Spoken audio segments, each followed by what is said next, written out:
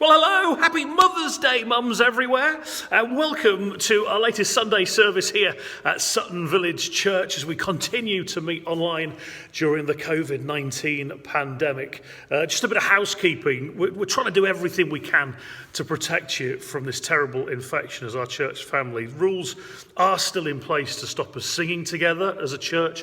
Rules are still in place to prevent us from gathering after the service for a brew and a chat, and both of those things are so important to our fellowship, aren't they, here at this church? So while those rules remain, we don't want to put anyone at any unnecessary risk by feeling that you have to gather in church.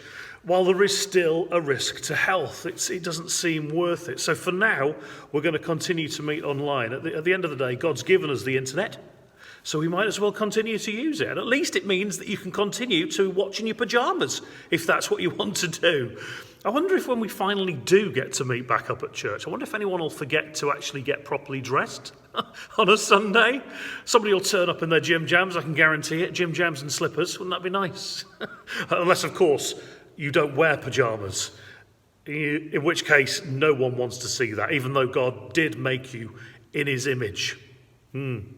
Happy Mother's Day. Today's service, we're going to continue to... Oh, by the way, Mother's Day. Have we ever not met on Mother's Day at church? That's weird, isn't it? Sad too. So in last week's service, we began looking at the idea that even though we've been through some really difficult periods in the last 12 months especially, and whether it's those periods or something else that's been messing with your mind, God wants to be part of the solution, to help untangle the confusion in here and help us to see light at the end of the tunnel. The series of messages is called Winning the War in Your Mind. We also considered the fact that while at this very moment in time you might not be feeling under pressure or troubled in your mind, there's nothing to say that trouble isn't around the corner for you or someone else that's close to you. So it's really important to have some Bible-centered tools at your disposal to conquer the untruths that might creep in from time to time.